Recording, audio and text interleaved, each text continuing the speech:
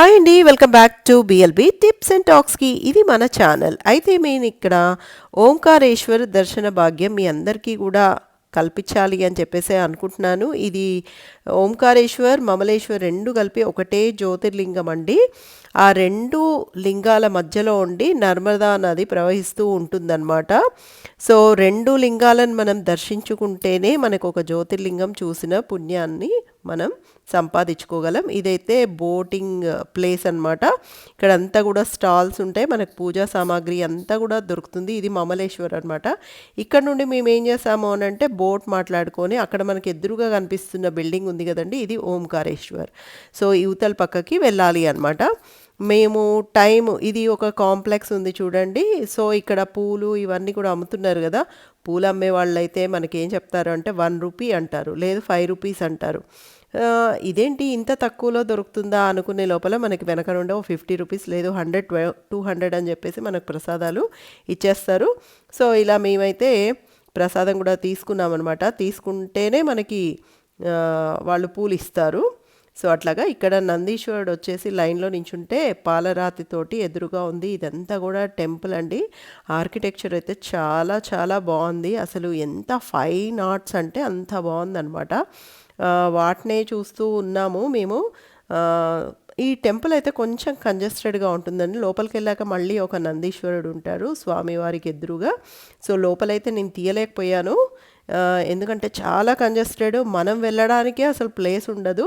Plus ఇలా ఎదురుగా కూడా ఉండడనమాట ఓంకారేశ్వరుడు. మళ్ళీ మనం రైట్ సైడ్కి తిరగాలి. సో అక్కడైతే చాలా కంజెస్టెడ్గా అనిపించింది, అందుకని కెమెరా అయితే మనం షూట్ చేయలేము.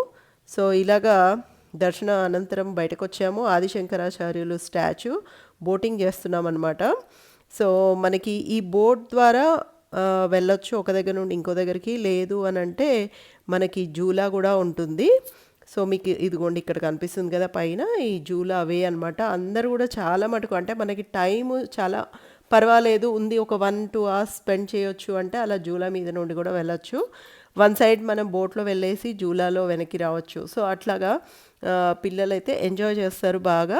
సో ఇప్పుడు మేమేంటంటే ఇదంతా పరిసర ప్రాంతాలంతా కూడా చూసుకుంటూ, ఇదైతే కాంప్లెక్స్ అండి, క్యూ కాంప్లెక్స్. ఎక్కువ మంది వచ్చారంటే అలా లైన్ బై లైన్ నించొని చాలా టైం పడుతుందంట. దగ్గర దగ్గర ఒక 1 డే కూడా పట్టచ్చు ఒక్కొక్కసారి.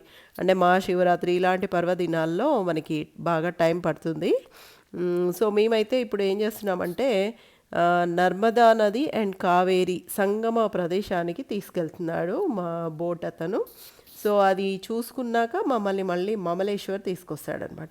అంటే మేము మమలేశ్వర్ నుండి స్టార్ట్ అయ్యాము, ఓంకారేశ్వర్ దర్శనమైంది, బోట్లో ఈ నర్మదా కావేరి సంగమానికి వెళ్తున్నాము. ఆఫ్టర్ దట్ మళ్ళీ వెనక్కి వచ్చేసి అంటే కొద్దిగా అక్కడ నీళ్ళు అవి చల్లుకొని మళ్ళీ వెనక్కి వచ్చేసి మమలేశ్వర్కి వెళ్తామన్నమాట.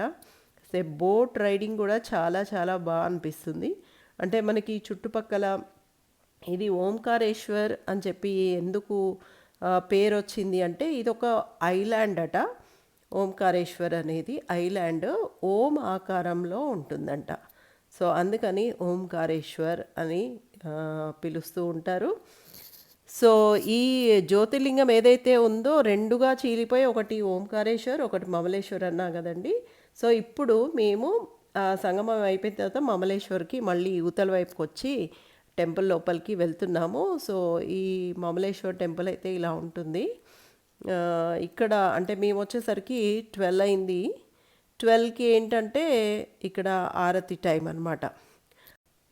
ఇక్కడ కూడా నేను మమలేశ్వర్ని అయితే వీడియో తీయలేకపోయానండి, ఖాళీగానే ఉండింది. ఆఫ్టర్ ఆరతి ఖాళీగానే ఉండింది, కానీ తీయనిస్తారో లేదో అని చెప్పేసి కొంచెం అక్కడ బోర్డ్స్ కూడా ఉన్నాయన్నమాట. స్ట్రిక్ట్లీ నాట్ అలౌడ్ అని చెప్పేసి వీడియోగ్రఫీ తీయలేకపోయాను. So thank you for watching.